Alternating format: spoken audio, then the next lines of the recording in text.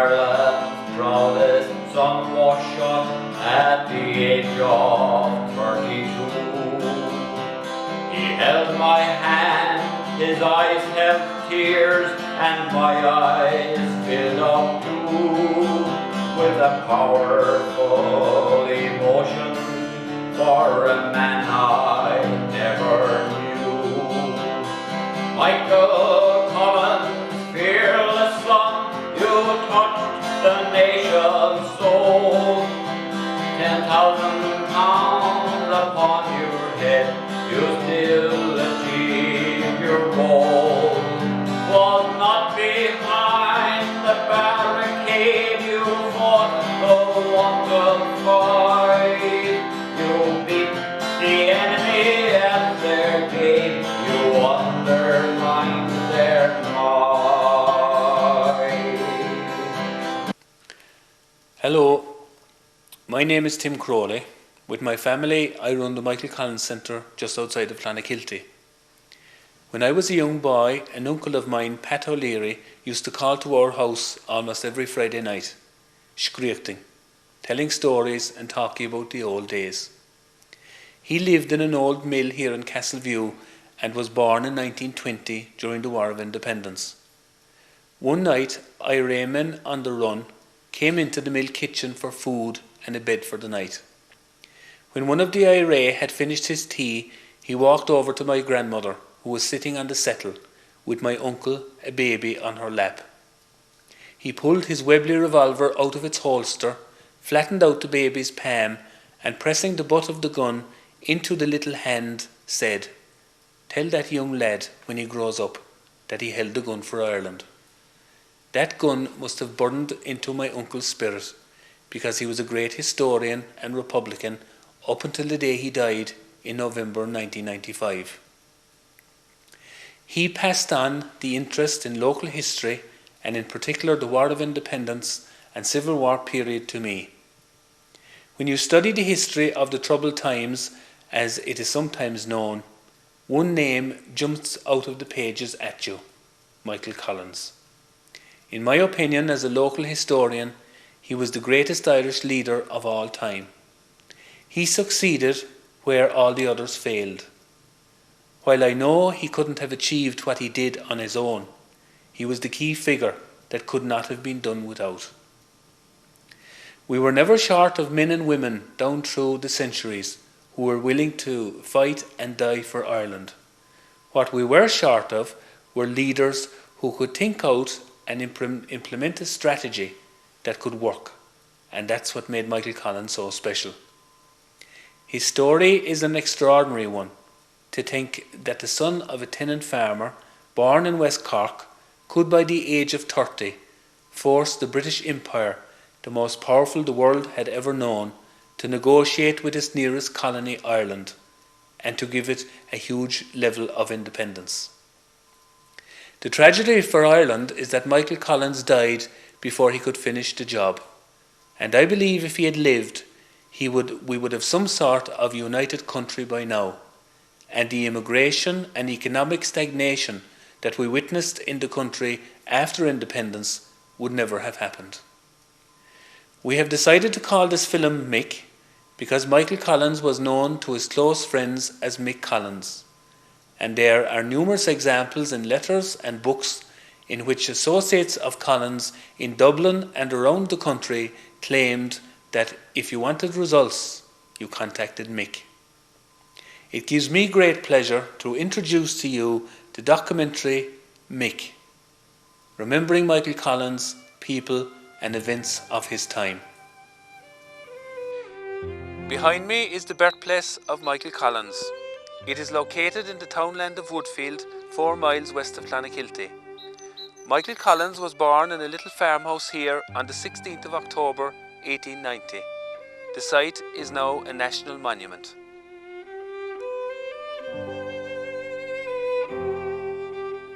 Michael Collins was born in this building, the youngest son of Michael John Collins and Mary Ann O'Brien. He had 2 brothers, Johnny and Patrick, and 5 sisters, Margaret, Henny, Mary, Helena and Katie. This house was converted into a farm building when a new dwelling house was built out by the road around 1900.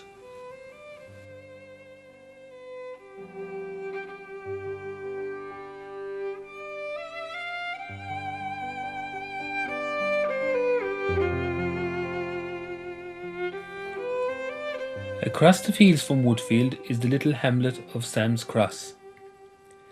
Located there is the house where Mary Ann O'Brien, mother of Michael Collins, was born in 1852. She married Michael John Collins in 1875, and on her wedding day she was 23 and her husband was 60. Michael Collins' father was also his mother's godfather.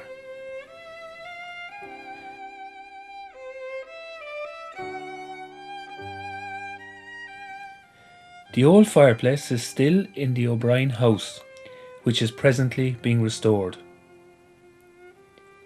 Mary Ann's brother, Danny O'Brien, built a new house alongside the old building in the late 1890s.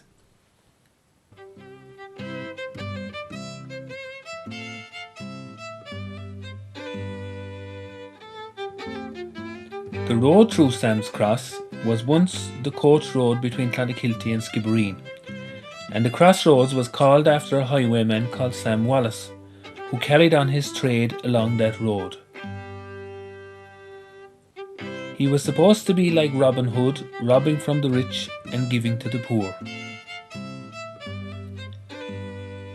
Sam was also very athletic. He would climb a tree, and as the carriage went by underneath, he would drop down from a branch and hold it up before making his escape.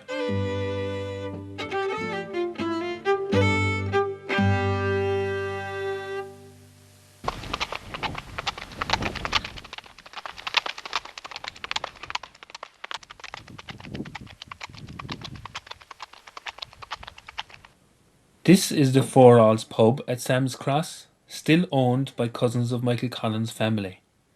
The name Four Alls was brought into West Cork by a travelling poet, and it comes from an old English rhyme. The king rules all, the knight fights for all, the bishop prays for all, and the peasant works for all. However, the last bit was changed at Sam's Cross. Instead of the peasant working for all, the farmer pays for all. This is the village of Lissavard, and behind me is the original Lissavard National School, the boys' national school, and it was here that Michael Collins went to school for the first time in September 1894. He wasn't even 4 years at the time. He spent 10 years going to this national school. One of his teachers was a man called Dennis Lyons, and he had been an old Fenian, and there's no doubt that he had a big influence on the young Michael Collins. There was also a very important visitor came to this school around 1900, and that was the Fenian Jeremiah O'Donovan Rossa, who was born, of course, down the road in Rosscarbery. In the evenings and at lunchtime, Michael Collins and his friends would often go across the road to the blacksmith's forge, which was located behind what is now the Pike Bar. The blacksmith that operated his trade there was James Santry, and he was always telling the young lads stories about the rebellion of 1798 and how the blacksmith's grandfather made croppy pikes for the Battle of the Big Cross, which was fought 2 miles to the north of Clonakilty on the 19th of June 1798.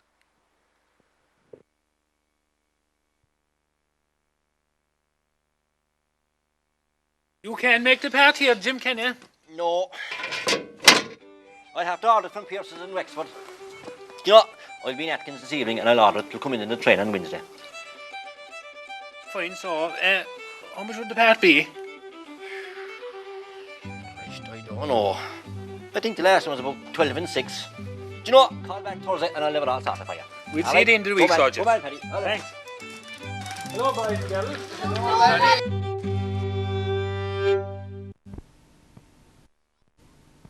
Oh, you've a new boy with you today. What's your name? Michael Collins. Michael Collins. And where are you from? Woodfield. Oh, you're Michael John Collins' youngest son. Who's your father? He has a bad cough and you have to stay better till it's better. Do you know what's very good for a cough? Spoon of sugar and a measure of poteen in a half a cup of boiling water. Last thing at night. 'Tis great to clear the chest. I suppose he's nearly 80 now, is he? He's 81. That's a great age, sure.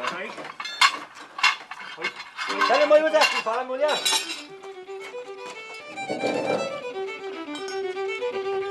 Well, Mr. Collins.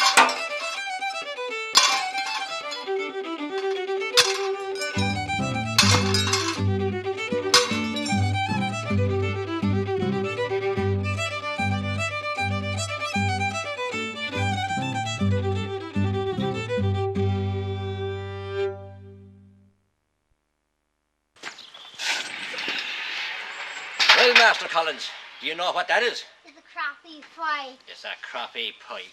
My God, your father taught you well. That pike, now, was made in this forge in 1798. And was used against the Battle of the Redcoats near the Big Cross in June of that year. 120 of our lads fell that day. But there'll be another day. And I hope to see our country free from British rule before I die. Here.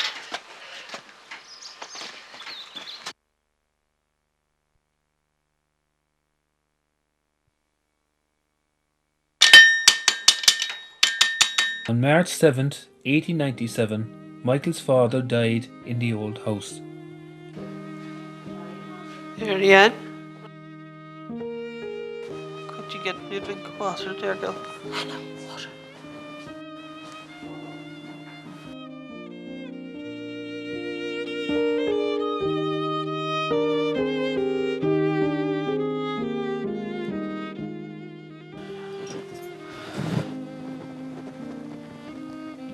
Hannah, call Johnny and Pat in. Their father wants to talk to them.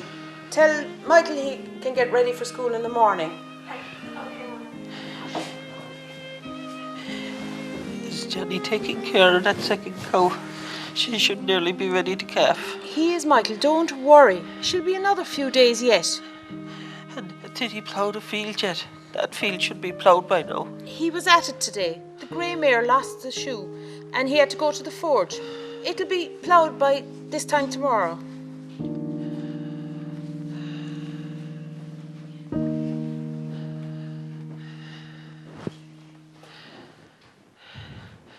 Lads, I want you to take care of your mother.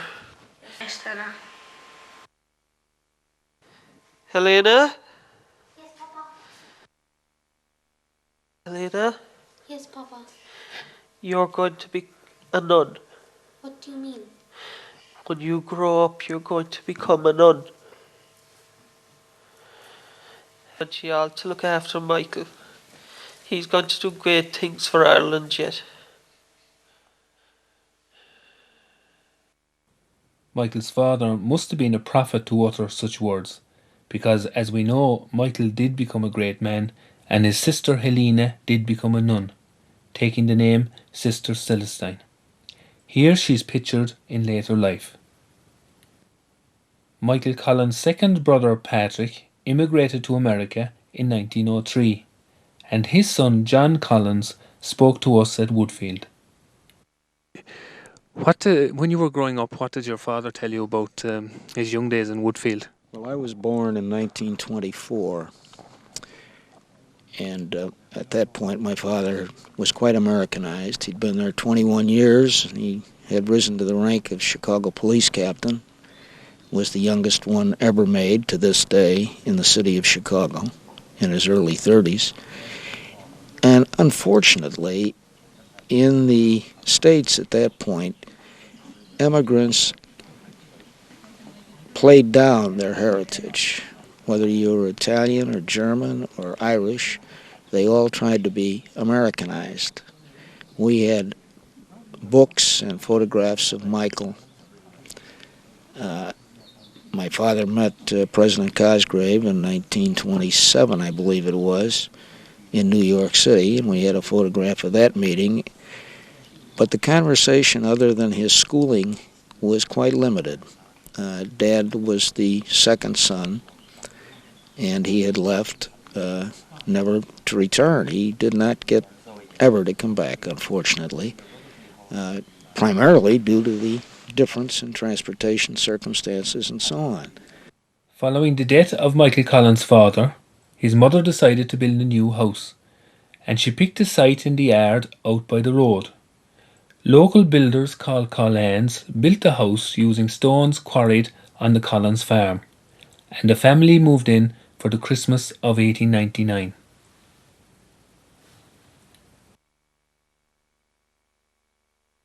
In 1904, Michael Collins left the school in the Savard.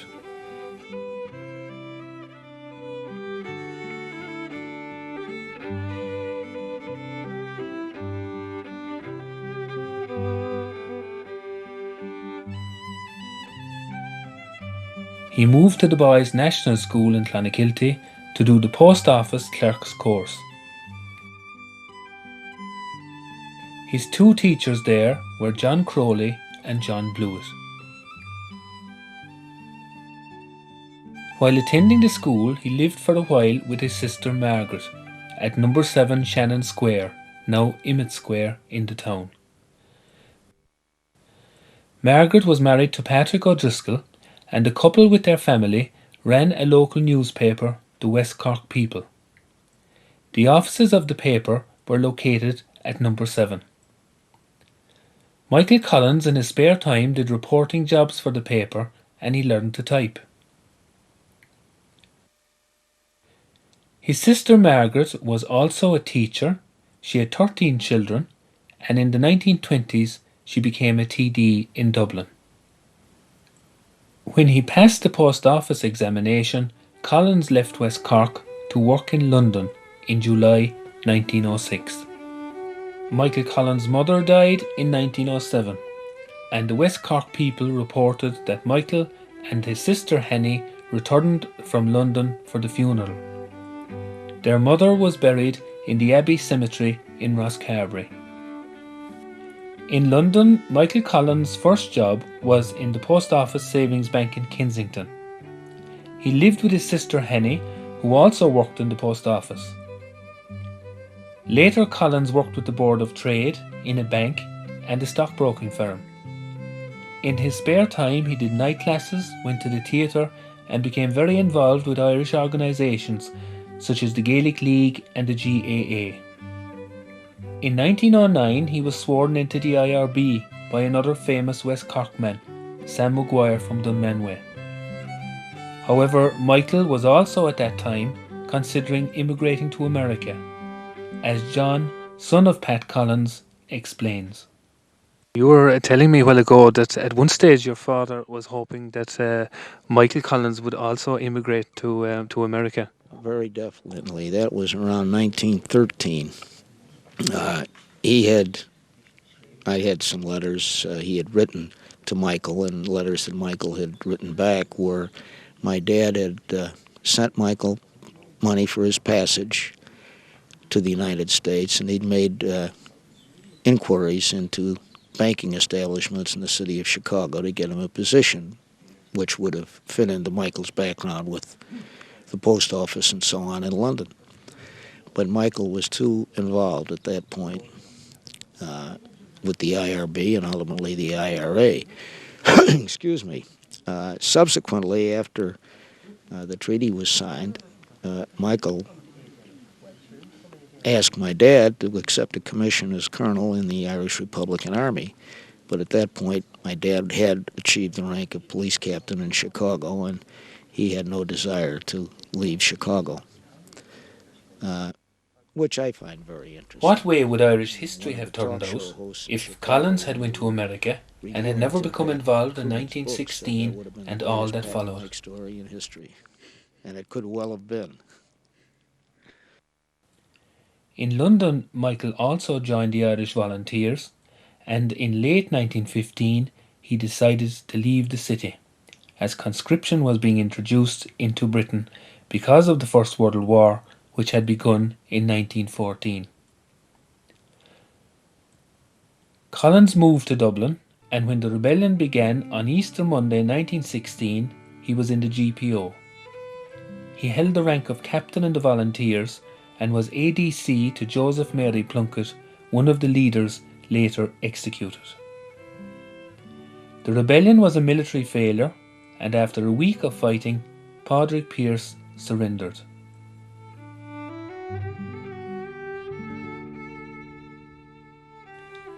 The volunteers had been pinned down in various buildings around Dublin, and their positions were shelled by the British, leaving much of the city centre in ruins. 3 former pupils of the Boys' National School in Clonakilty fought in the rising in Dublin. Michael Collins, his friend Sean Hurley, who died on the last day of the rebellion, and Con O'Donovan. After the surrender, hundreds of volunteers were taken prisoner and were held for a while in the grounds of the Rotunda Hospital. Later, most of the prisoners were taken to jails in Britain, and Collins eventually ended up in Frongoch in Wales. Many of the leaders, including Padraig Pearse, were taken to Kilmainham jail, and 14 of them were executed there, starting on May the 3rd, 1916. Okay, you're now in the Stonebreakers Yard in Kilmainham jail. This is where the 1916 leaders got executed. There were 14 men in all executed here. On the first day, you had Patrick Pearse, Thomas Clark and Thomas MacDonagh. On the second day, you had Joseph Plunkett, Edward Daly, Michael O'Hanrahan and William Pearse. The following day was John McBride. The next day was Con Kilbert, Eamon Cant, Michael Mallon and Sean Houston. On the last day was Sean McDermott and James Connolly. Now from Patrick Pearse, the very, very first man, all the way to the second last man, Sean McDermott, those first 13 were executed down to your right where the cross is. Each man was placed standing up. Their hands were tied behind their backs, they were blindfolded, and had a piece of white paper over their heart. Now, the piece of white paper was to act as a target for the 12 men who were carrying out those executions. The 12 men were in line with the gateway entering into the yard itself. There were 6 standing, 6 kneeling. One of the men had blank bullets in his gun, but nobody knew who it was. The reason for it, if you didn't know who the blank bullets, you'd always hope that you had, and that you're not carrying out the executions, that you'd feel no guilt. Now the last man who was executed in the jail in this yard was James Connolly.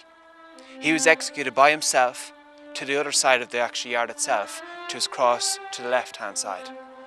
Now the reason he was executed up there by himself was because he was severely wounded during the rising and was dying from his wounds. He never spent himself any time in any of the cells here in Kilmainham. He spent his last nights in Dublin Castle under the care of the Red Cross. In fact, his only time to set foot in the jail was to be executed. He was taken from Dublin Castle by ambulance, was brought through the gateway to the right of the cross itself. Because of his injuries, he was not able to make the small distance down to where the rest of the men were executed. Again, because of his injuries, he wasn't able to stand up. So he was executed sitting in a chair down there to the left, where that cross is.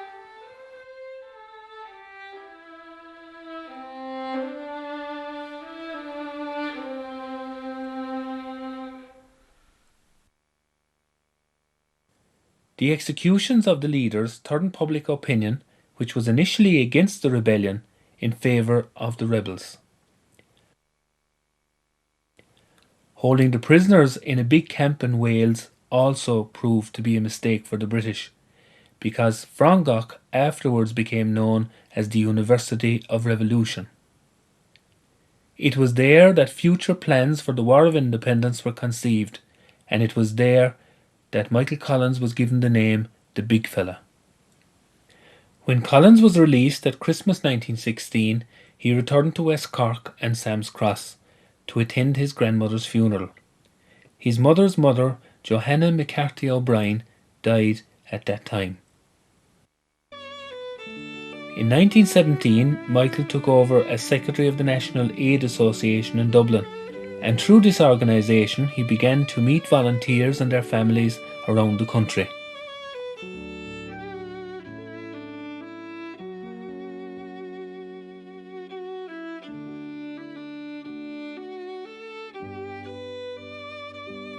He began to reorganise the volunteers and attend meetings and training camps, outlining new ideas of guerrilla warfare and the necessity to eliminate the RIC by destroying police barracks, therefore making the country ungovernable in any future war against Britain.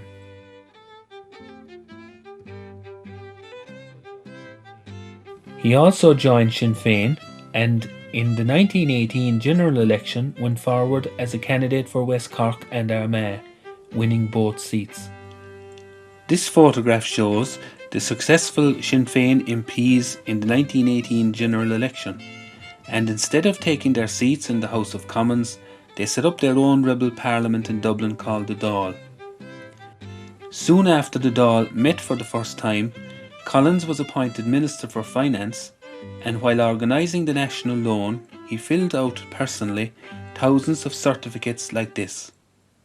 The day that the Dáil met for the first time, on January 21st, 1919, was also the day the War of Independence officially began, with the Solahead Beg ambush in County Tipperary.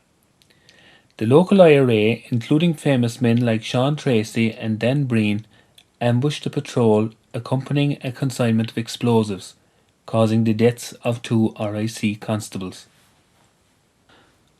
Around this time, Michael Collins was appointed Director of Intelligence and Director of Operations, and up to the end of the war and the truce of July 1921, he was the driving force and key figure on the Irish side.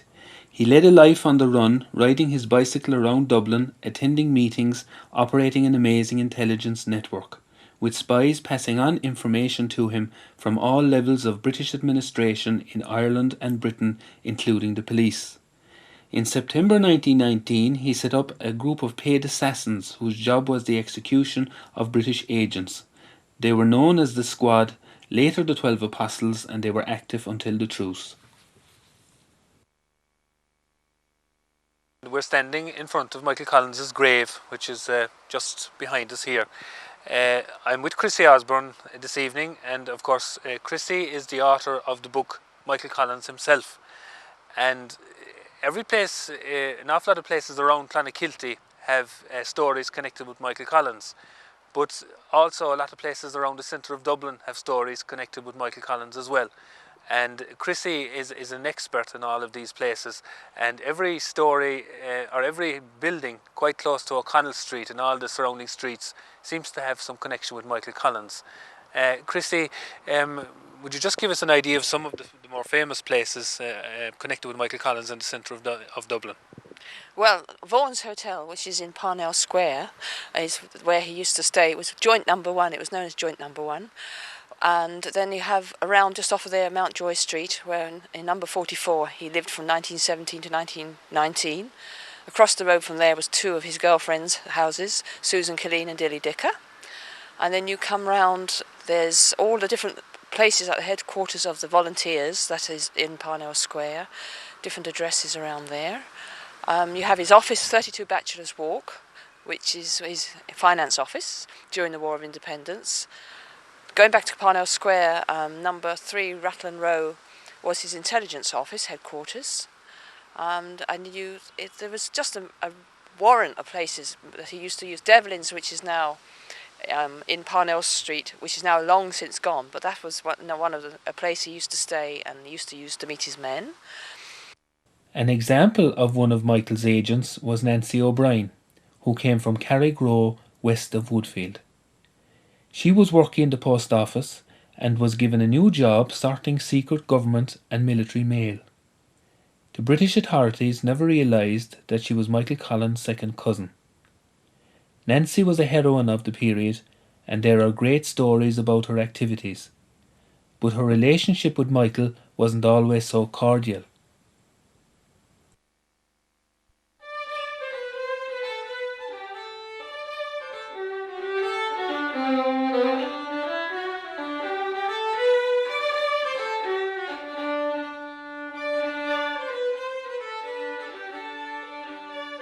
Keep an eye open there, Joe, will you? Yeah, Mick.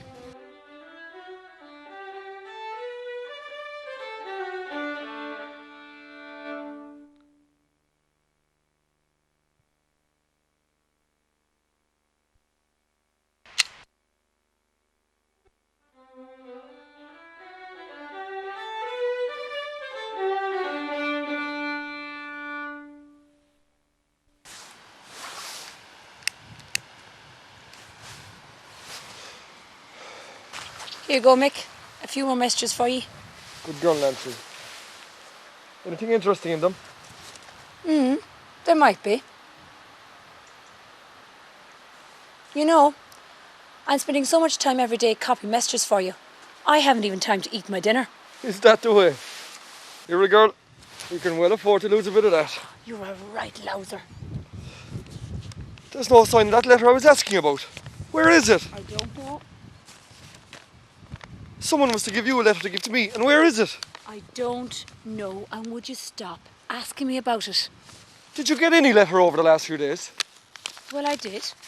A letter from a secret admirer. And that's none of your business. What was in the letter? Well, my admirer writes, among other things, that he loves to see the light shining through my auburn hair as the Angelus bell strikes at 6 o'clock. What? Yeah, you bloody idiot. What? Agligeen. Did you think that someone would write you a love letter, did you? That's a coded letter from the prison officers of Mountjoy telling me that the guard changes this week every evening at 6 o'clock.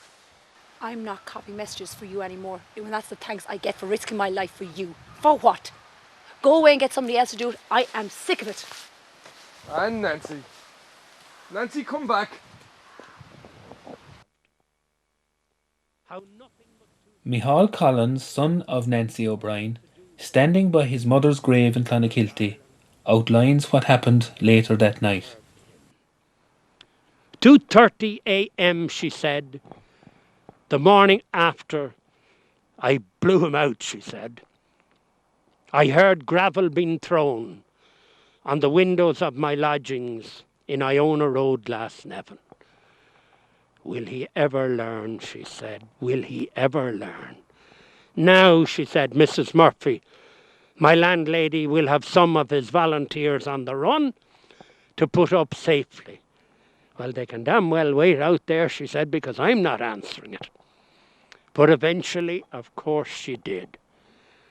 And there at 2:30 in the morning, in the little square of her house in Iona Road last Nevin, with the curfew at its most intense, Michael Collins stood.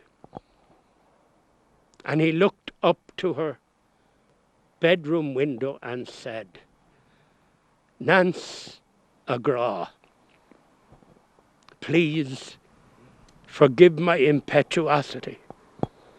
You are the best I have. Sure, you're one of my own.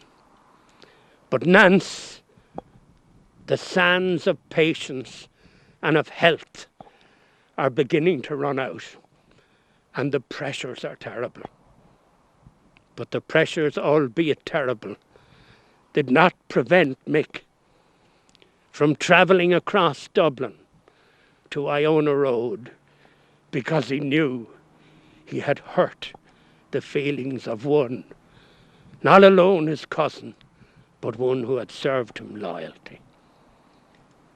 Her Mick, she said, forget about it.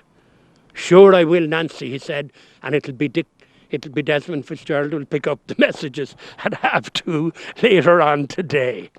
And he said goodbye to her, and as he vaulted over the little railing around her house to head off back to Donnybrook, 5 miles away, to get a few hours sleep, he said, give my love to Mrs. Murphy and tell her that there's a little bag of clove rock and bullseyes on the window for her. And he gone into the night. The most eventful day of the War of Independence in Dublin was Bloody Sunday. In 1920, the British, conscious of the damage Collins and his men were doing to their administration, brought in special agents called the Cairo Gang to get Michael Collins. Using photographs like this, Collins found out who these men were, where they lived, and the squad shot 16 of them early in the morning of the 21st of November 1920. This wasn't the end of the killing, however, because the Black and Tans that afternoon carried out terrible revenge in Croke Park. We're in Breda Hearn's garden this morning, and Breda is a Clonakilty woman. Her father came from Kildare. His name was Frank Dordan, and he was actually in Croke Park on Bloody Sunday, on the 21st of November 1920, when the Black and Tans, in reprisals for the shooting of some British agents by Michael Collins's men, the Black and Tans shot some spectators at a football match. What was your father doing there in Croke Park on that day, Breda? My father was a Kildare man and went to the Albert College in Dublin to study horticulture. And being an ardent GA follower, every opportunity he got, he was in Croke Park, and was in Croke Park on the day that the Tans invaded the pitch. Now, I think there was something like 12,000 spectators at that game that day, and how many were killed and how many injured? 16 killed and 72 injured. My goodness, it was total carnage. So, now I know you have a personal eyewitness account written by your father in the 1960s there with you, and we might ask you to read that there in a minute. But your father later came down to live in Clonakilty.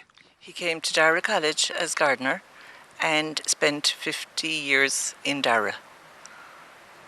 And I know that a lot of the people watching this film would probably have been students there during those 50 years. And would have been students of my father's, and I'd say would still remember him fondly. Now he also wrote a lot of poetry as well, didn't he? He did. He wrote poetry and prose, and his poems were published. Now, I'd just like to ask you, Breda, to read his account. It's 3 pages of foolscap, and it was written in I think in 1964, about 40 years after the event.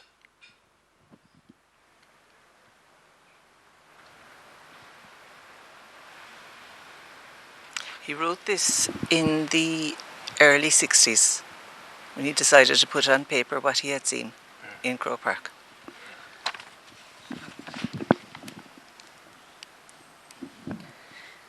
Bloody Sunday as I Saw It by Frank Dorn.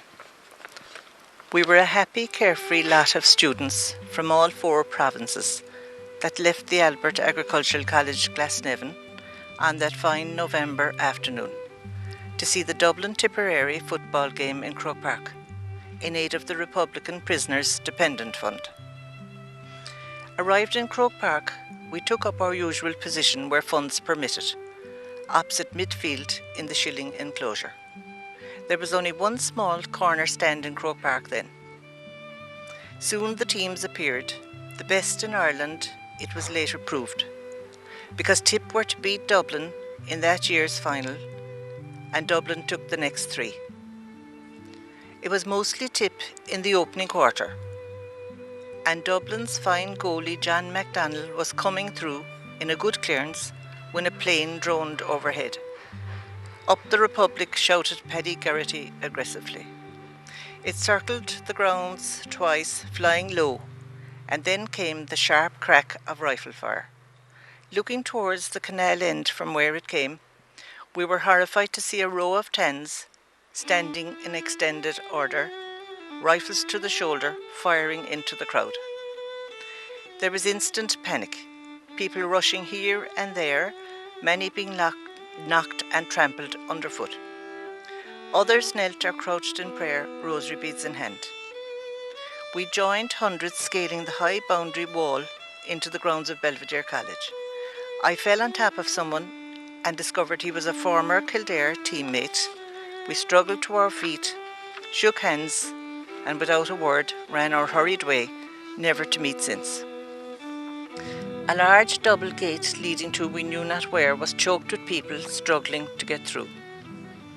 As we reached it, a bullet knocked chips from a pier, a few inches from someone's head. Getting through safely, some of us took refuge in a henhouse at the back of some house. We could not have selected a worse hiding place, because Mr. Rooster and about 10 wives were at home and set up a loud cackle of protest. Soon we were ordered out by military, who with machine guns trained had the area surrounded. We were forced back into Croke Park and searched several times by cordons of Tans spaced at intervals. Mick Hogan, the Tip full-back, lay dead near the cinder track opposite Hill 16. 3 or 4 Tans stood by unconcernedly. We had to step aside to avoid treading on the body of a 16-year-old girl.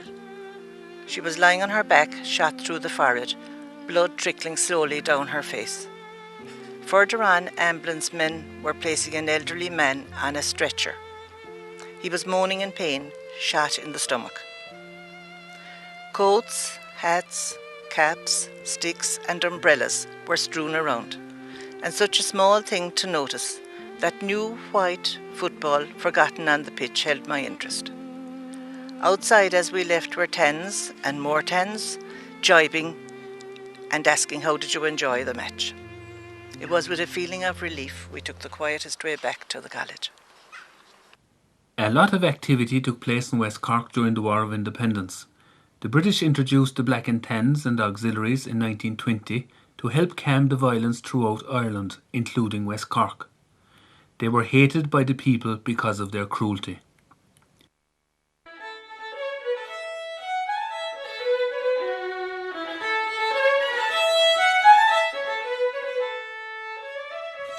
A patrol of auxiliaries were ambushed by Tom Barry and his West Cork flying column as they travelled in two Crowley tenders, southwest of Macroom, on the 28th of November 1920, in what became the most famous ambush of the war, Kilmichael. 3 IRA men and 16 auxiliaries died that day. The ambush brought the reputation of invincibility that the auxiliaries had acquired in West Cork to an end.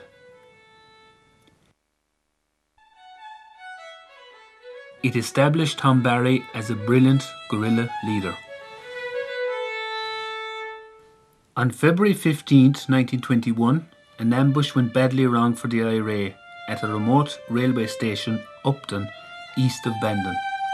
The IRA received intelligence that a train was due into the station with 12 British soldiers on board. However, maybe as a result of information passed on to the British, the train stopped at the station east of Upton Station, Kinsale Junction, where 50 more soldiers got on board. The train pulled into Upton at 9:30 a.m. and the IRA opened fire. When they realised that they were dealing with a much larger force of soldiers, they were forced to withdraw under fire. 3 civilians, 3 railway employees and 3 IRA died that day. For the IRA, a further loss was the wounding of their officer-in-command, Charlie Hurley. The 3 IRA men who died, Pat O'Sullivan, Bat Falvey and Sean Phelan, are buried in St Finbarr Cemetery, Cork.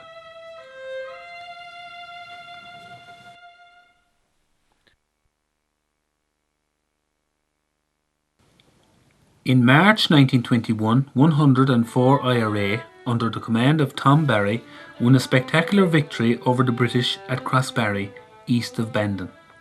The IRA repelled a number of attacks by encircling auxiliaries, Black and Tans and regular British soldiers. A large number of casualties were suffered by the British side at Crossbarry.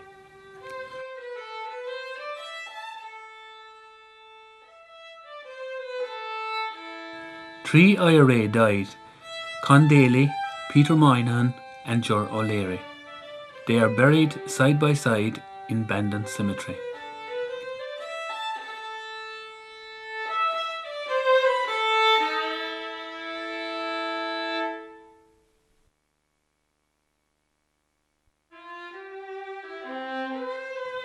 While the flying column were waiting for the ambush that morning, they heard distant gunfire. The encircling British forces had come across the Ford House in the nearby townland of Ballymurphy, where Charlie Hurley, officer in command, 3rd West Cork Brigade, was recovering from wounds received at Upton ambush. Charlie died in a hail of bullets while trying to fight his way out.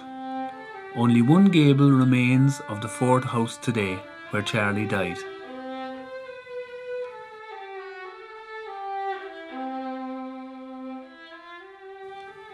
However, a fine monument has been built to his memory nearby.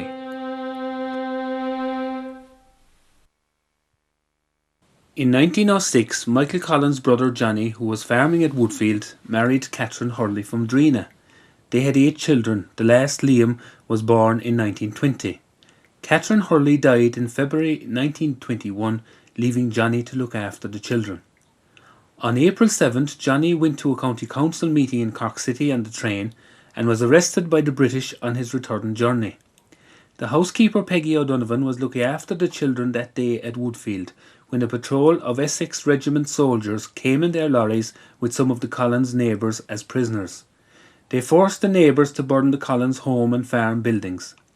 Michael Collins' nephews and nieces now had no mother, their father was in jail, and their family home was burned. They suffered a lot of hardship at that time.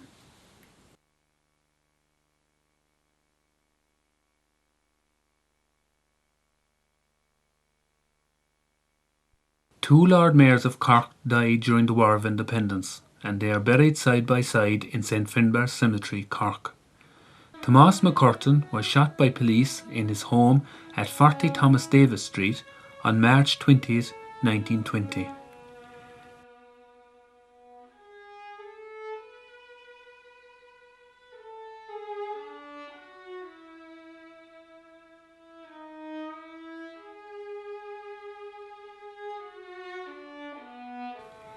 Terence McSweeney, who took over as Lord Mayor after the death of Tomás McCurtain, died in England in Brixton Prison after a 74-day hunger strike on October 25, 1920.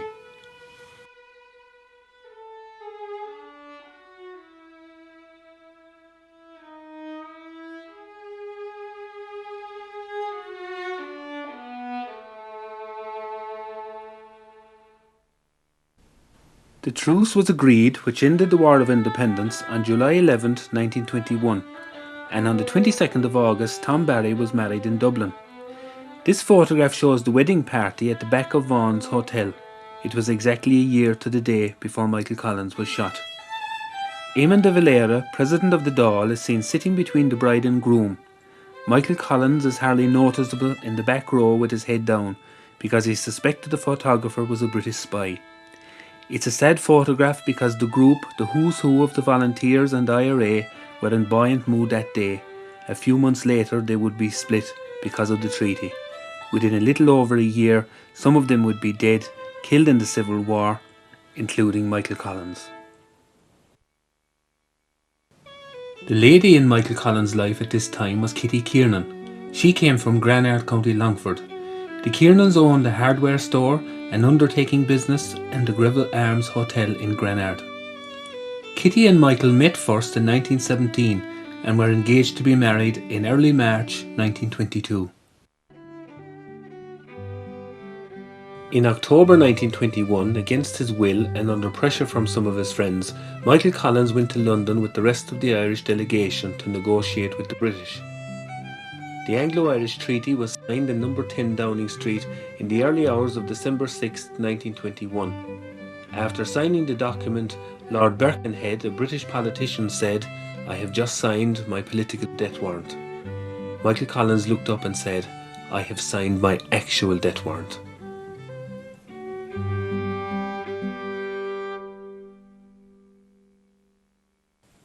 When the treaty was brought back to the Dáil, there was an immediate split, with Eamon de Valera leading the anti-treaty side and Michael Collins and Arthur Griffith heading the pro-treaty side. The treaty debates began and continued until January 1922. The bitterness of the treaty debates is highlighted in this letter from Michael Collins to Kitty Kiernan in January 1922. My own Kitty. Just one or two lines.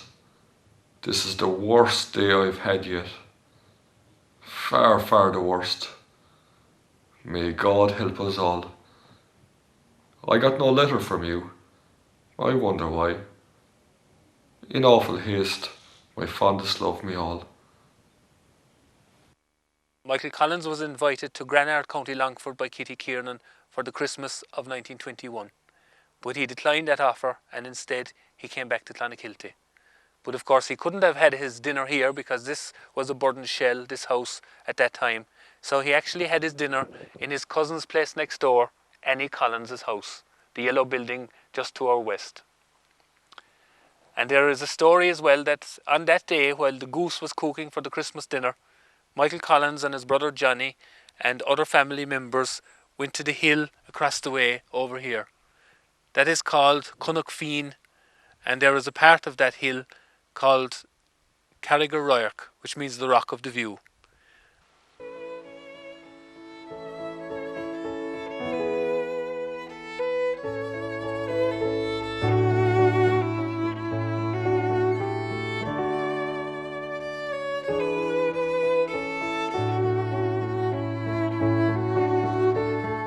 We are standing here on a beautiful summer's day on the hill of Cunnock, across the valley from Woodfield, where Michael Collins was born. The rock outcrop behind us here is known as Carrigaroirk, the Rock of the View. And Michael Collins stood here on Christmas Day 1921, a few weeks after he signed the Anglo-Irish Treaty. He stood here with his brother Johnny, who had just been released from prison. With me here is Sonny O'Leary, who owns this land. Sonny, what do you know about that day, about that Christmas Day when Michael Collins came here in 1921? What I know is what my grand-aunt told me, who was Johnny Collins' second wife, was that on the they spent the whole afternoon of that Christmas Day up here, sitting on this rock, and Michael Collins' comment was that he never before saw so much of his country in such a short time as he did on that day. Sonny O'Leary, could you just tell us what we're actually looking at here today? Yeah, away to the right you can see the Stags Rocks, which is just off Towhead, where the Kowloon Bridge went down a few years ago. You can actually see the lights of the Fastnet Rock at night time, shiny in the distance there. Coming on back, you can see Rosscarbery town. They're set into the hillside. Coming further to the left onto Onahincha, and further on to the left again to the Galley Head with the Dolig Rock just to the right of it. Over along Arfield headlands, coming back into the Lissavard village where Michael Collins went to school. The bay in the far distance then is Clonakilty Bay, and coming back inland again to Sam's Cross, with a view right across the landscape to Balnascarty Mountain as far as the eye can see. A vote was taken on the treaty in the Dáil on the 7th of January, and it was passed by a margin of 64 to 57 votes. Michael Collins and Arthur Griffith over the following months led a new provisional Irish government, and the British began to leave Southern Ireland.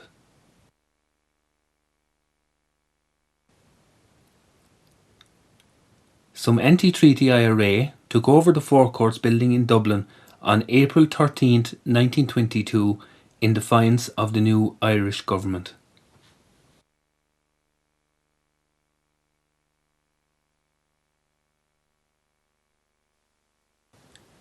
A general election was held in the 26 counties on June 16, 1922, and it was to be decided by the Irish people whether they wanted the treaty or not. Michael Collins visited the burned ruins of his family home on the 15th of June, the day before the election, and also made an election speech outside of O'Donovan's Hotel in Clonakilty.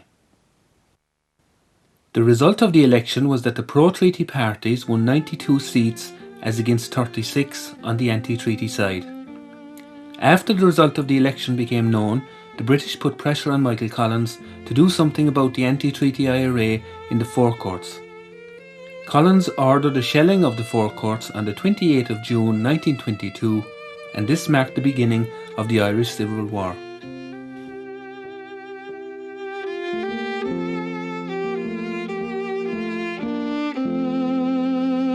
Heavy fighting took place in Dublin at the beginning of the Civil War, and in July 1922 Michael Collins took over as Commander-in-Chief of the pro-treaty National Army.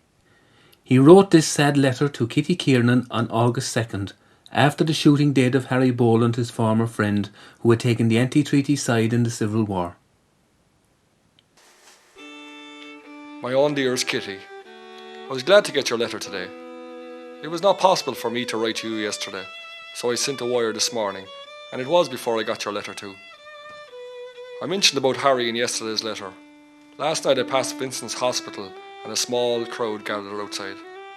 My mind went into him lying dead there, and I thought of the times together.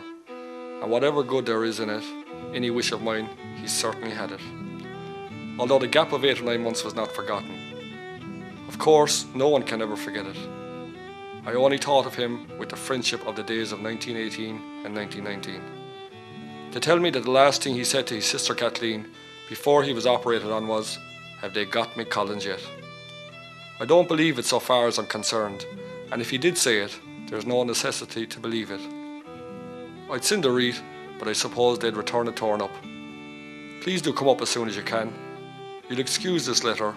May God bless you. Fondest love, Michael.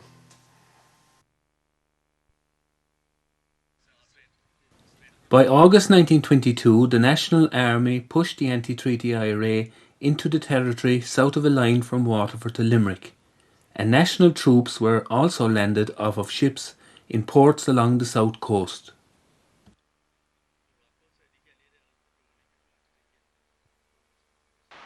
On August the 20th, Michael Collins decided to come south on a tour of inspection. He arrived in a military convoy at the Imperial Hotel in the South Mall, Cork City, on the evening of August the 21st, and he stayed in the hotel that night.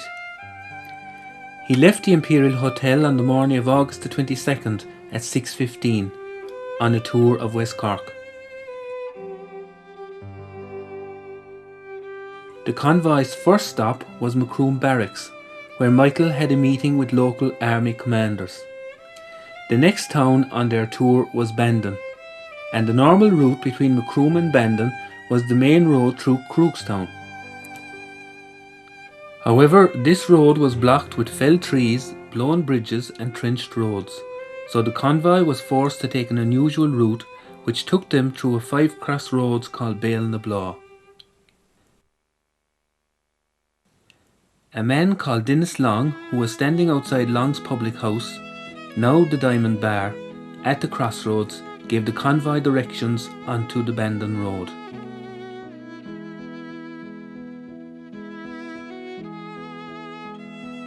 What Collins and his convoy didn't realise was that this man was an anti-treaty sentry, and many prominent anti-treaty leaders were having meetings in the Béal na Bláth area that day. Dennis Long reported back to his officers that Michael Collins' convoy had passed through, and a decision was taken to set up an ambush for the convoy on its return journey in the evening. Up to 40 anti-treaty IRA took up firing positions at a spot a half-mile along the Bandon Road from the crossroads at Béal na Bláth. Mines were placed under the road, and the road was blocked with a brewery cart. The position is a classic ambush site, with the main road running in a series of bends between high ground to the south and north. On the southern hill, a narrow road, sometimes known as the Horseshoe Boreen, runs parallel to the main road, and other roads lead off of it to the south. They provided ideal escape routes if something went wrong for the ambush party.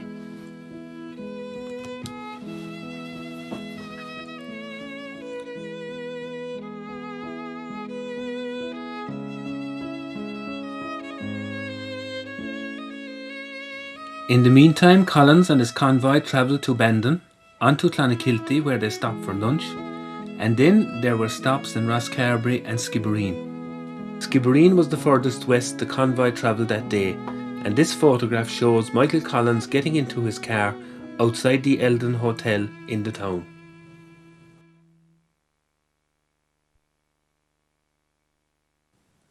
On the return journey to Cork, the convoy stopped off at Sam's Cross, close to where Collins was born. He called into his cousins, the O'Brien's house, where he met his brother Johnny, cousins and neighbours, as it turned out for the last time.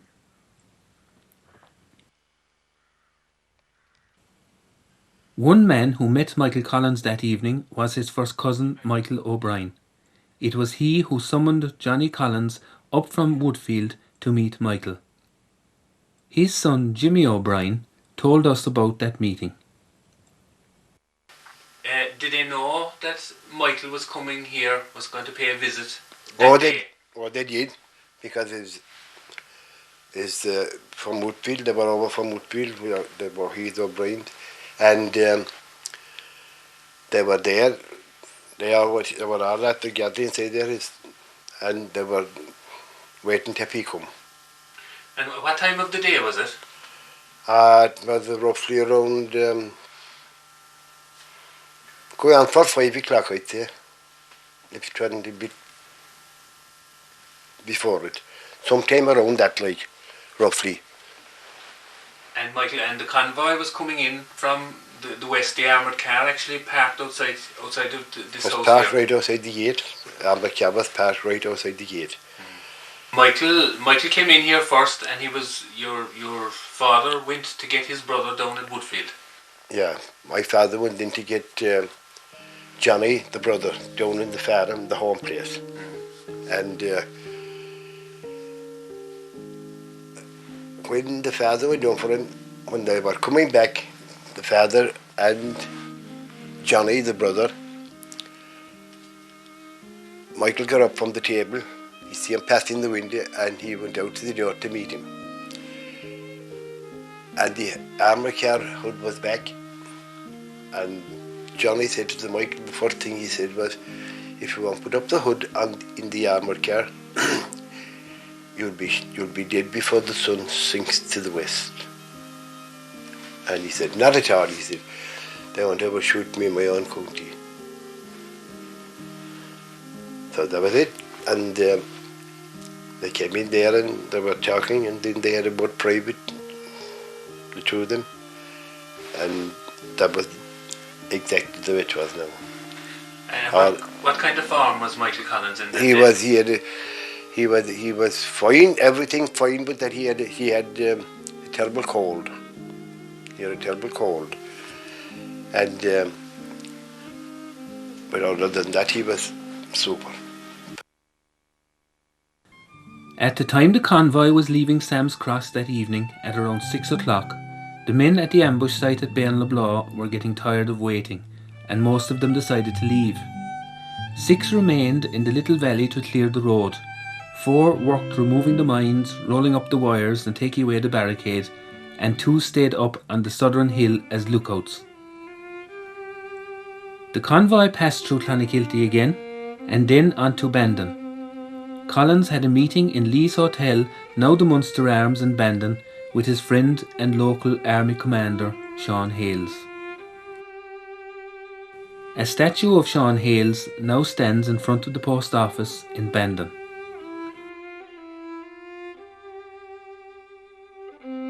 While that meeting was going on, one of the 6 men clearing the road at Béal na Bláth on the anti-treaty side was Tom Hales, brother of Sean. The Hales family split was one of the saddest examples of the division after the treaty. The family were deeply involved in the Volunteers and IRA even before 1916, and both Sean and Tom were active during the War of Independence. Tom was tortured in 1920 by the British in Bandon military barracks, and this photograph shows him on the left with Pat Hart from Clonakilty during their interrogation.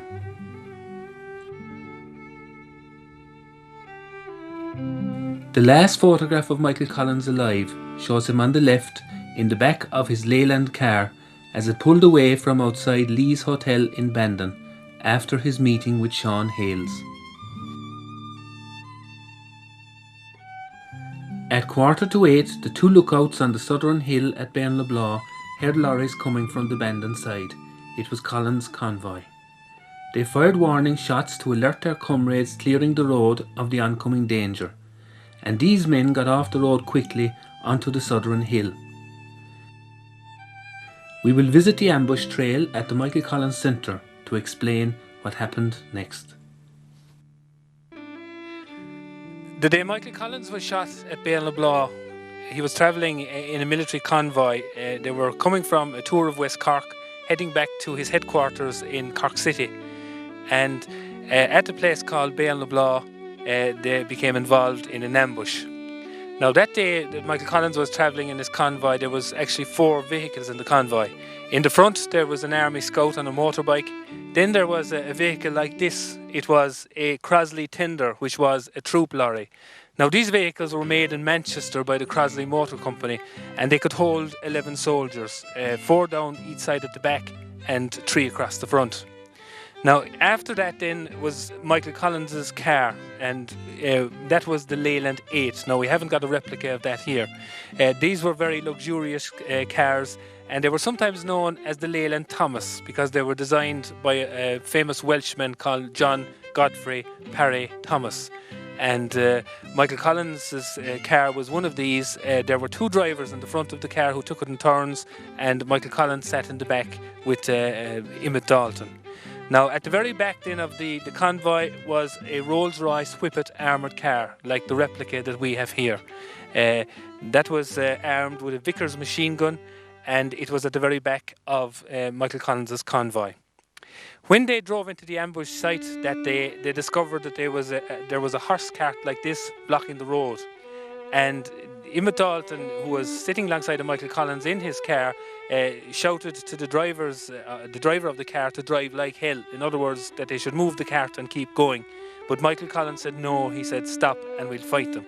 So all of the soldiers and all of the vehicles in the convoy got themselves out very quickly and threw themselves up against the ditch on the southern side of the road, and they began to return fire at the men up on the hill to the south, the anti-treaty IRA, who at this stage were firing down onto Michael Collins's convoy. When the shooting started at Béal na Bláth, Michael Collins got out of his Leyland car and he threw himself up against the ditch on the southern side of the road and started firing at the men, the anti-treaty IRA, who were up on the hillside to the south. The armoured car, which was at the back of the convoy, that also started firing its Vickers machine gun up onto the hillside as well. And while the machine gun was firing, there was very little return fire down onto the convoy from the hill, because the force of that machine gun was something fierce. It was cutting the bushes and the grass and everything in its path on the hillside. But then, for some reason, the gun in the armoured car, the machine gun jammed, and it could only fire individual shots like a rifle. And Michael Collins could see when that happened that the men on the hillside began to run off. So he got up from the cover of the ditch where he was firing his rifle. He ran to the back of the armoured car.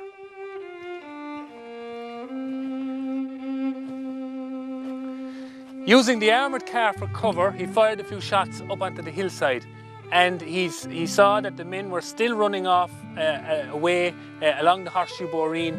So the next move that he made was fatal from his point of view, because he walked back into the road like this to get a better view, and he was firing his rifle up onto the hillside, and suddenly there was a bullet hit him in the front of the head, and it went right through and out the back. And he fell down on top of his rifle on the road, and when some of his soldiers, Emmett Dalton and Sean O'Connell, came around to see where he was from in front of the armoured car, they discovered Michael Collins lying down on the road with his rifle clutched and his head resting on the weapon. They could see that he had a terrible head wound, so they pulled him from where he was, dragged him across the road under the back of the armoured car for cover. Emmett Dalton began to bandage Michael Collins's head, and Sean O'Connell had Michael Collins's hand caught, and he was whispering an act of contrition into his ear. Sean O'Connell said afterwards that he thought he felt a little faint squeeze in reply, but Michael Collins died very quickly on the road that day at Béal na Bláth. Soon after Michael Collins' death, just after 8 o'clock on Tuesday, August the 22nd, 1922, the gunfire petered out at Béal na Bláth, and his body was taken back to Cork City, where it was laid out in Shanakeel Hospital. On Wednesday evening, his remains were taken back to Dublin on a ship called the Classic. This photograph shows Johnny Collins looking into his brother's coffin during the lying in state in Dublin City Hall.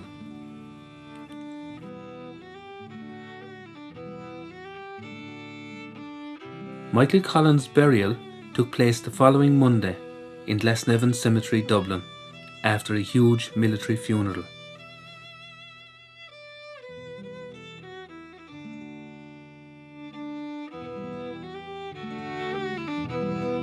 He was aged 31 years and 10 months.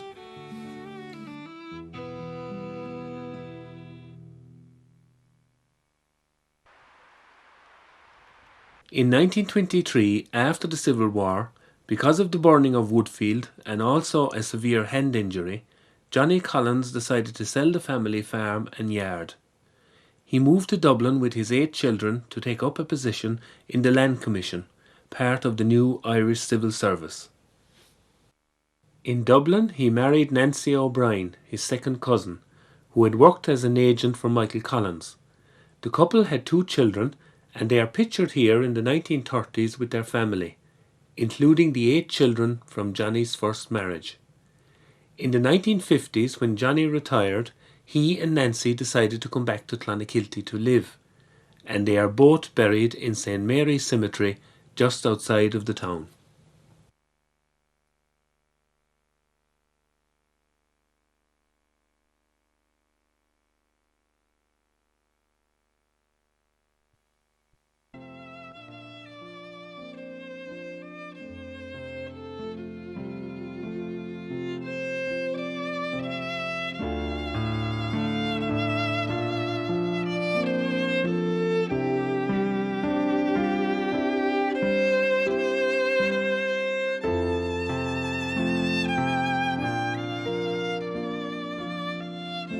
The old yard at Woodfield by the 1980s had become derelict and overgrown.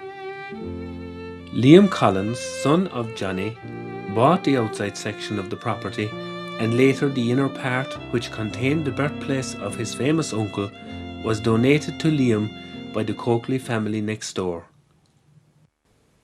Liam began the restoration of the site in 1989, and a large crowd attended the official opening by President of Ireland Patrick Hillery in October 1990. The birthplace is now open to the public.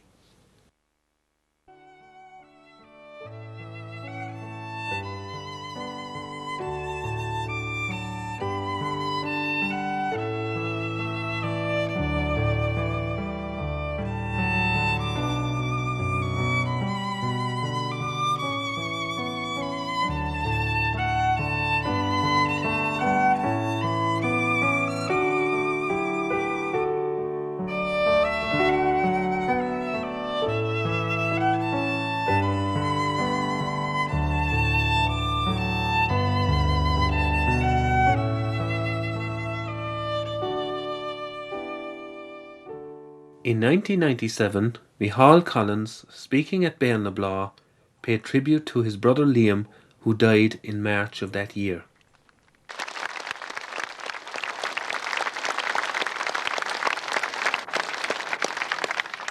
Many may move on from here to Woodfield. Ladies and gentlemen, when you go there, think of how fortunate it is, through the wisdom and determination of my late brother Liam, that Woodfield stands the way it was the day it was burned. It has been roofed. The rubble, 250 tons of it were removed. Care, love, attention were given by local people, irrespective of creed or politics. And I say to you that that building today stands, paneless windows, doorless door openings. But it stands there where a young man grew up and was determined that the forelock tipping, the cap touching, the reminders of occupation all around him in local castles, etc. The type of housing that passed for housing, that he would end it. John Collins, son of Patrick Collins, also paid tribute to his cousin Liam and his work. My wife and I came over here in 1980, and we came here to Woodfield, and at that point, this building behind me was a pigsty. The local owner used it to house his hogs. And we came back again in 1992, 5 years ago, and we're just amazed at the wonderful monument that the Irish people and my cousin Liam and Michael had put together. It's a very, very humbling thing to be here and to be my father's representative a little while ago at Bláth. One of the 6 anti-treaty IRA men from the original ambush party on the hillside the evening Michael Collins was shot at Béal was Jim Hurley from Clonakilty. Jim and Johnny Collins were friends before the Civil War, and in the 1930s they made up their differences, and later Jim Hurley ended up being buried alongside Johnny Collins in Clonakilty. Micheál Collins outlines how this symbol of Civil War reconciliation came about. In 1965, on January the 30th, my father died. And Jim, who had been unwell, got the verdict from the specialist in Cork that he had cancer of a most grievous type, and the maximum period he had to live would be 10 days to 3 weeks. Jim could not attend Johnny's funeral. He found out, though, through his wife, that the grave next to my father had been bought some years ago. He then rang me to Waterford, where I was then and still am living. And he said, Michael, I want you to go meet Monsignor Barrett in Clonakilty, find out who owns that grave, and I want you to get that grave for me, because I want to be buried alongside Shafter. Shafter was the pet name they knew my father by. I want, he said, to lie beside him to indicate that 2 men could, while alive, end a difference and come to sleep their last sleep till the judgment day together. I said, Jim, I don't know who owns that grave. I don't know whether she'll be willing to accede to my request, or I don't even know will Monsignor Barrett tell me. By God, then he said, Michael, your father and I did a hell of a lot harder things like that, and when you've fixed that up, ring me back, he said, and get on with the job now, and put the phone down. I came down to Clonakilty, saw Monsignor Barrett, found who owned the grave, and went out to the woman who had bought the grave. She understood the position, and she said how touched she was that Jim, with the passage of years, recognised who the real achiever was. I got back to Cork, called in, saw Jim, who was very close to death. And he said, I don't want any questions. I know damn well you've got the grave. That's what I asked you to do, and I'm grateful to you for it. And he put his hands around me, the hands of a man very few hours before his death.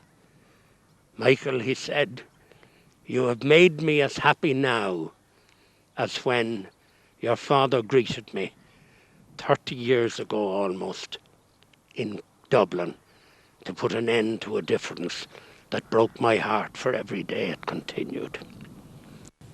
There are many monuments and busts commemorating Michael Collins around Ireland. This is the old Collins homestead at Woodfield, and alongside of me here is a very fine bust of Michael Collins by the sculptor Francis Doyle Jones, and the date underneath the shoulder reads 1921, because Michael Collins actually sat while he was alive for the sculptor when this bust was being made. At Sam's Cross there is a monument that was unveiled by Tom Barry, the flying column leader, at Easter 1965. The monument is a rough block of Wicklow granite on which a bronze plaque made by the Cork sculptor Seamus Murphy has been set. Tom Barry took the anti-treaty side during the Civil War, but he had great respect for Michael Collins and was delighted to unveil the monument at Sam's Cross.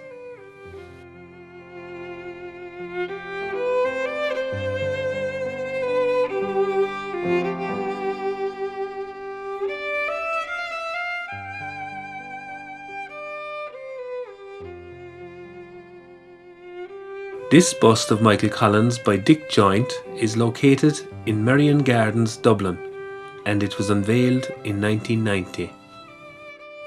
A superb large bust of the big fella, again by Seamus Murphy, is located in Fitzgerald Park in Cork City. The most recent monument dedicated to Michael Collins is the National Michael Collins Memorial Statue and is located at Emmett Square in Clonakilty. This statue depicts Michael Collins making a speech and is a piece by sculptor Kevin Holland. A week-long Michael Collins festival in 2002 ended on the 22nd of August at 8 p.m, the 80th anniversary of Michael Collins' death, with the unveiling ceremony.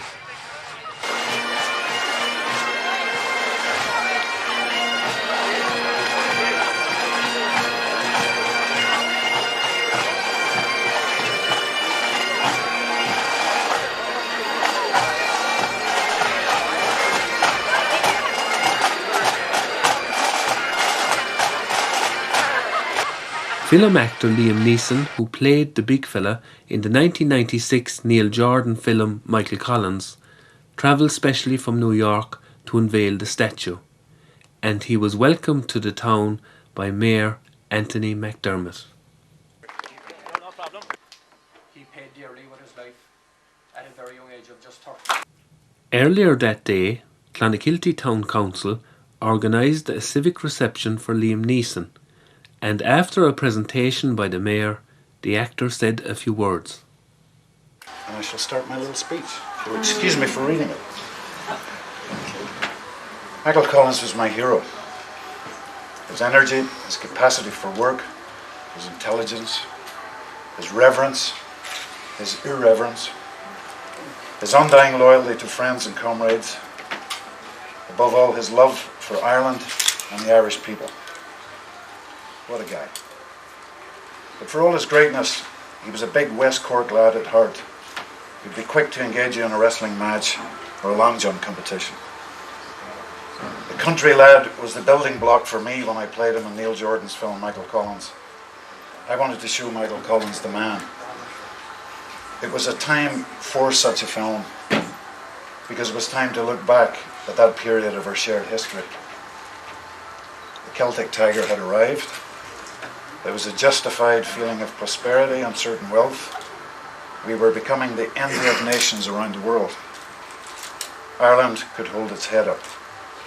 Michael Collins would have been proud. Although the prices of houses in West Cork would have made him turn in his grave. I am deeply privileged to be with you today, to receive this honour, a great day to celebrate a great man. Thank you very much.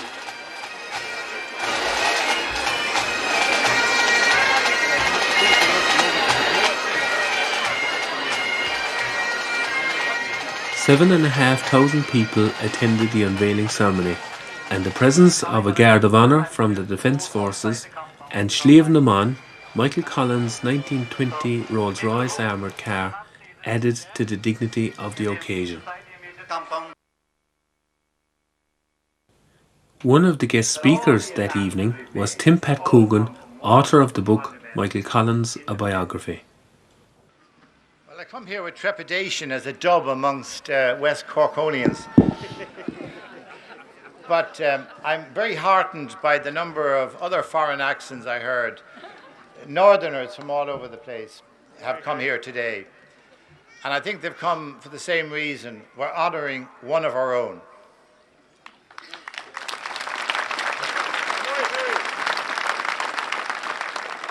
It's the same instinct that brought Liam over from America and that got my old teacher in Blackrock, Father Micheál O'Carroll, when I'd left the Irish press, to send me a note one day saying, "The best is left yet to come. The Collins family want a biography.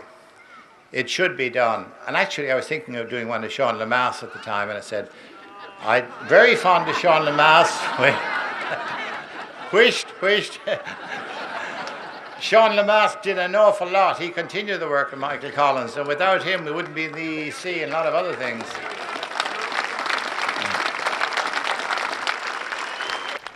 Finally, Master of Ceremonies Trélaco Dúnaváin introduced Liam Neeson to the crowd before the unveiling of the statue. I'll hand you over to Mr. Liam Neeson.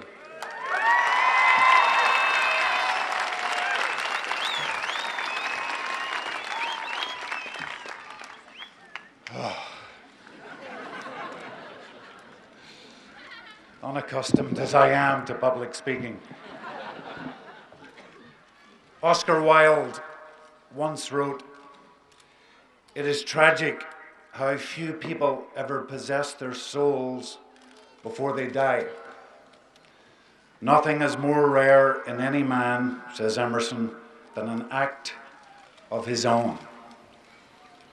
Michael Collins was most definitely one of those few. From his early days as a boy here in Clonakilty until the day he died, he was always his own man. In these days of corporate shenanigans, where the buck is continuously being passed, in Collins' day, the buck seemed to stop with him.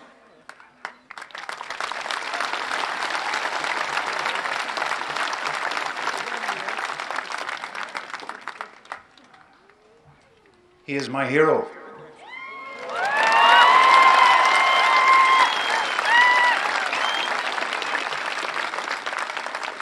He still inspires me. 2 years ago, I was recovering from a near-fatal motorbike accident. Lying in a New York hospital bed, I often asked myself, what would Mick do? The answer was always the same. You were told to do 1 hour of physical therapy. You will do 2 and be thankful for it.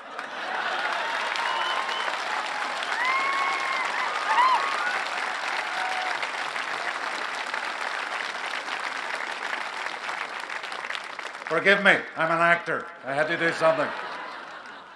It worked, and because of Dr. Michael Collins, I'm able to stand before you today. I want to congratulate all of you who worked so hard to make this Michael Collins Celebration Week such a success. If my presence here in any way helps to keep alive his memory, then I am doubly honored. To the National Michael Collins Memorial Project team, thank you. Thank you all.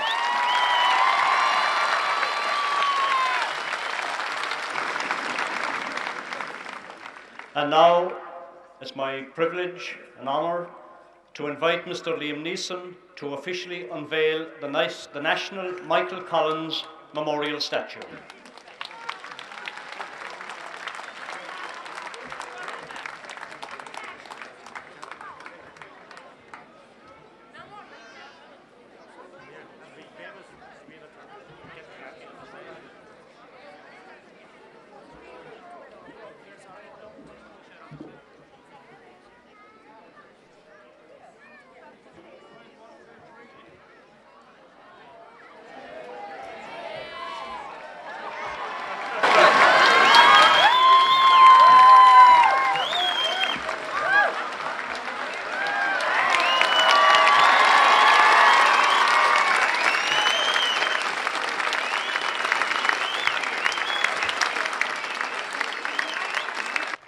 All the famous men and women who were associated with Michael Collins' life and times are now dead, and their graves are scattered all over the country.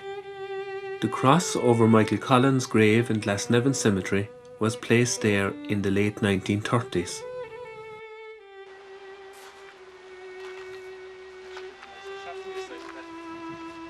Across the path from Michael Collins' grave is the grave of his oldest sister, Margaret.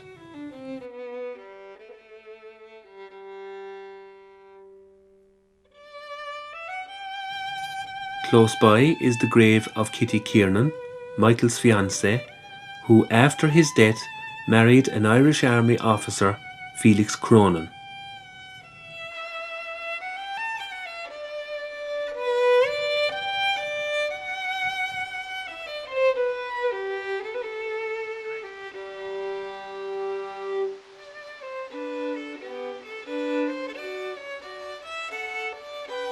Also there are the graves of Harry Boland, Cathal Brua, Minister for Defence in the First Dáil, Thomas Ashe, friend of Michael Collins from County Kerry, and Arthur Griffith. Another great West Cork man, the Fenian Jeremiah O'Donovan Rossa, is also buried there, and the resting place of Collins' great political rival, Eamon de Valera, is close by.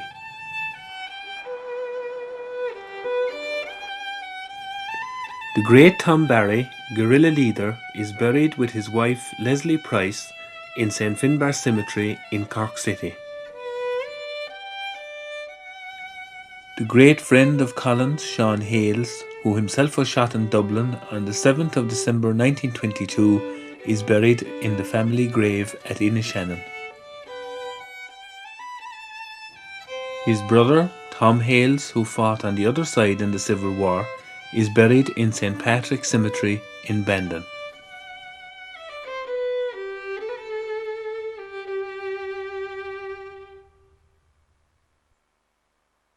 Thousands of people visit Michael Collins' birthplace Woodfield, Béal na Bláth and his grave in Glasnevin every year.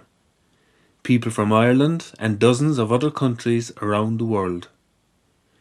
The film Michael Collins has introduced him to millions of people who might never have heard of him only for it. For many, he is an icon and a symbol of freedom.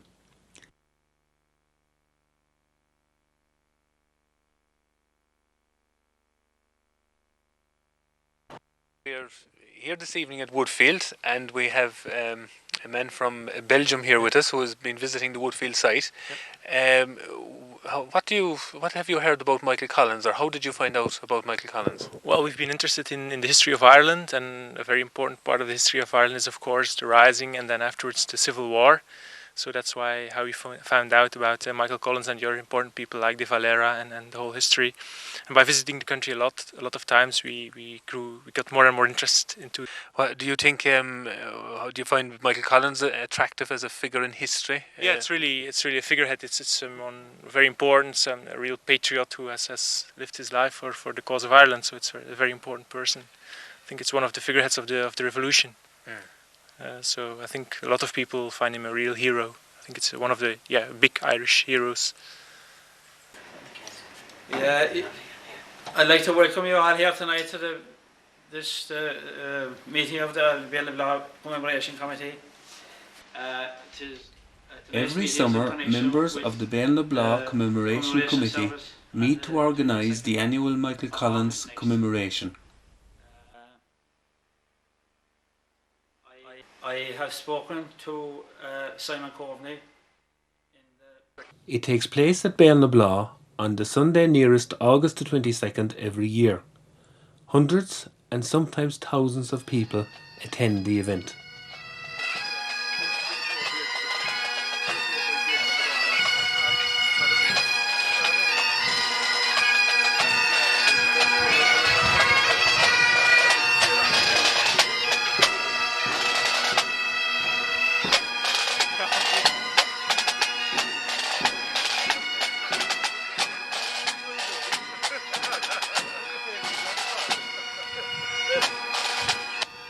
The hour-long programme begins with the raising of the national flag and the sounding of the last post by an Irish Army trumpeter.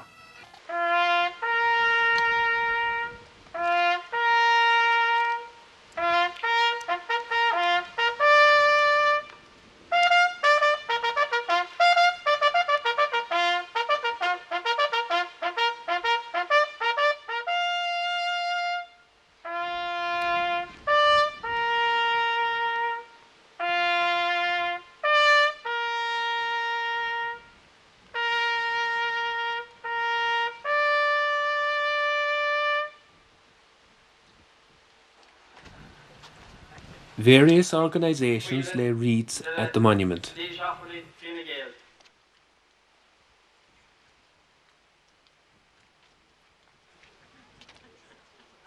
And Jim Chambers on behalf of the Bláth Commemoration Committee.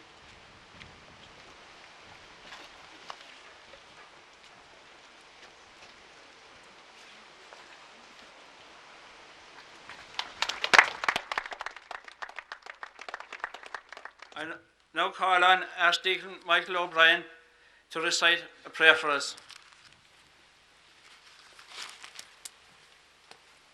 Dar am yna agus y fi agus y sbryd nef y men.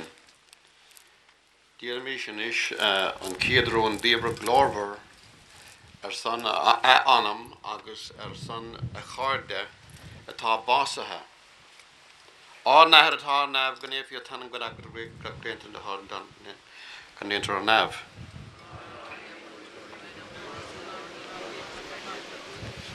On the cross the taunt in the night spanner who the belong to spanner toward the Neeson. Shit, Lord of the night, I was the Marcus, spread nev. Yes, they got a Vanamagus, Anamaka, a card, the Idic, and then a manahar, I was a big, it was spread nev. Thank you, Archdeacon. You're all very welcome today to Béal na Bláth. It's amazing, 82 years after his death, the amount of people, young and old, who are still craving for information on the life and times of Michael Collins. Where he stayed, where he worked, where he had a pint, where he had a cup of coffee with his friends, where he lived, both in this country and in England. Simon? Guest speakers, political and non-political, have been a feature of the event over the years, and having welcomed everybody, Chairman of the committee, Frank Metcalfe, greets the guest speaker for 2004, Simon Coveney, TD and MEP. Chairman, Mayor of the County, Lord Mayor, mayors, honoured guests, members of the Collins family, and people who come here year after year. I am immensely proud to have been asked to speak this afternoon. Speaking at Béal na Bláth is not an honour that many people are given. I want to thank the committee for inviting me to take the podium to commemorate a man who in a short lifetime has had an immense impact at a crucial time in Ireland's history, which could combine in themselves ambiguity and absurdity. It could hardly have divided. Long-time members of the committee, Tommy O'Connell and Frank Metcalfe, discussed the history of the commemoration. Tommy, when was the monument first erected here in Béal na Bláth? The present monument was erected in 1924, just 2 years after Michael Collins had been shot here. And it was unveiled by President W.T. Cosgrave. And from there on, you know, for a number of years people were coming here in fairly large numbers, but as time went on and a lot of the older people died, the crowd started dwindling away. I remember being here as far back as 1958, and it was a very wet Sunday, all right, but the number of us that were there, there was hardly enough to recite the rosary. We were all up on the monument. So later on, in 1965, it was decided to start a committee and to organise it properly and to have somebody each year to deliver the oration. So with the help of Donald Creed, who was the TD at the time, Commandant Michael Kelleher, a retired army officer from Innishannon, and Tig Manley, and Commandant Murray from Carrignavar, and a number of ourselves, the local people around here, we formed a committee, and from there on it started to grow and shrink year by year. And has there been a commemoration ceremony every year since then, Tommy? Every year. And I remember back as far as General Sean McKeown, who was with Michael Collins and Harry Boland. There's a photograph and a little booklet we have there at a match in Croke Park. And we had the honour of having General Sean McKeown deliver the oration in the late 60s. And we had the spy in the castle, Dave Nelligan, who was another comrade of Michael Collins. He delivered the oration another year. For many years, veterans who fought with Michael Collins attended the commemoration. They were just yards away from modern Irish soldiers who, on special anniversaries, provide a guard of honour at the event. In the early years of the commemoration, Sean Collins, nephew of Michael Collins, spoke on behalf of the Collins family.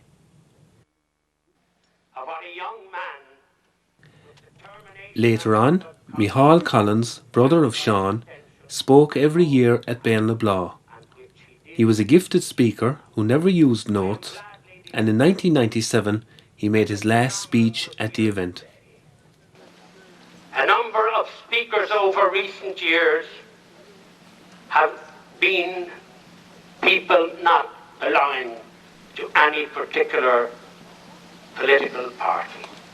I think that's a good thing, because Collins died before any of the present parties were founded, and Collins belonged to Ireland first, before any party.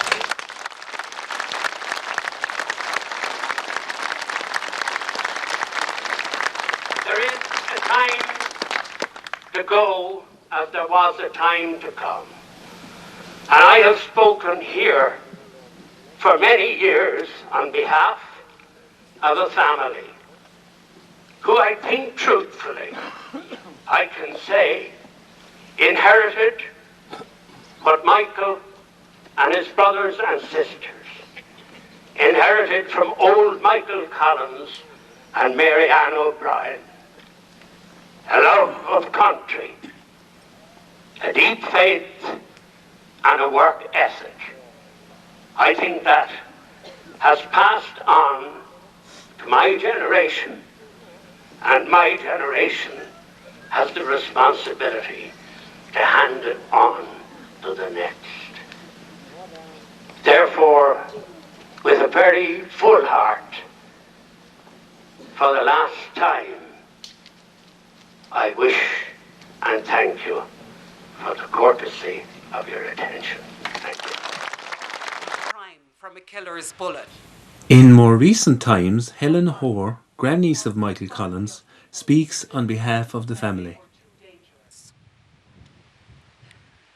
I have been thinking about why we all come to this poignant place every year. What makes you loyally return here year after year? What makes distinguished guests like Simon Coveney readily respond year after year to an invitation to speak here?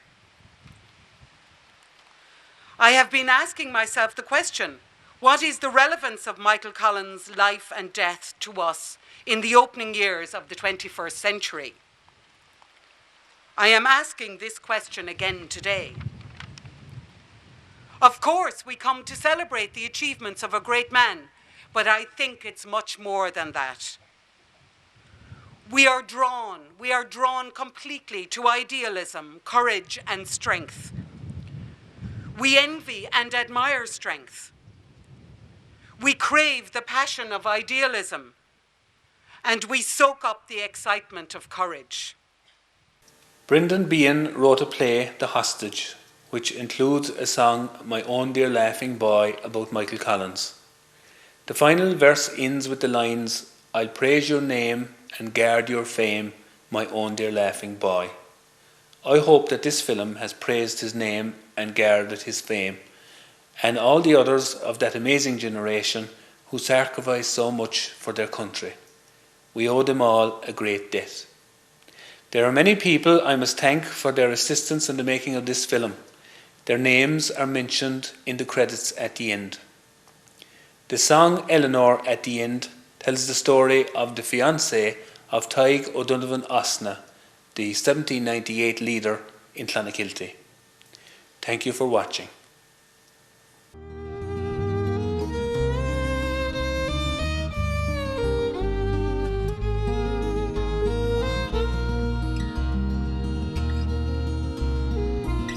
The summer mist is rising fast in Lachnalua and Ring by the sea.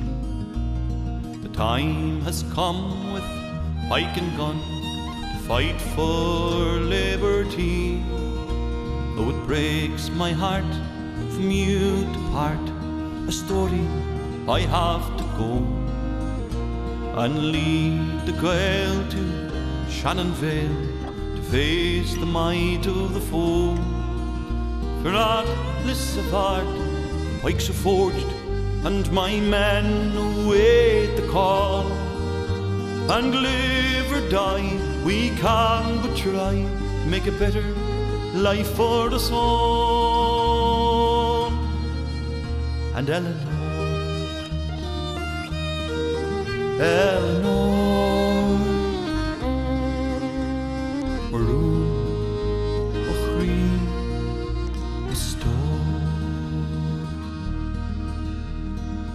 You've oft-times said we'd be better off dead than chained to slavery.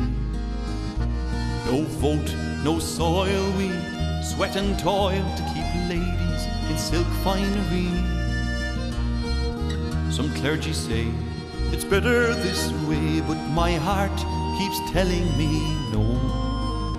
So I choose to fight with all of my might to rid our land of this foe. For at Lissabard the pikes are forged, and my men await the call.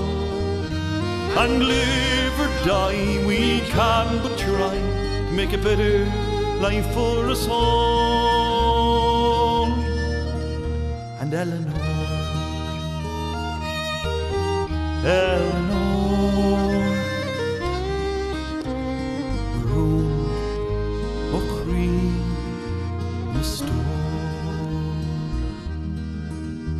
Oh, my heart fills with pride to see friends by my side, united, loyal and true. O'Reilly, Og, Crowley, Costello, Cormac Chambers and John Donoghue. And at Béal and Roar the green flag flies o'er to show we will not be put down. Our oath says it all for one, one for all, and we'll rid the harp of the crown. For at Lissabard the pikes are forged, and my men wait the call. And live or die, we can but try to make a better life for us all. And Eleanor, Eleanor, Maroon, Machri, Musto. Now the battle was lost out at the big cross. In history's pages you're told. So you'd fear the crown. I was dragged through Clontown, left to rot at the Croppy's hole. Fear not a storm, my spirit flies o'er sweet Carberry's valleys and glens. And it won't be long till brave men come on and strive for freedom again. For at Lissabard the pikes are forged, and my men await the call. And live or die, we can but try to make a better life for us all. And Eleanor, Eleanor,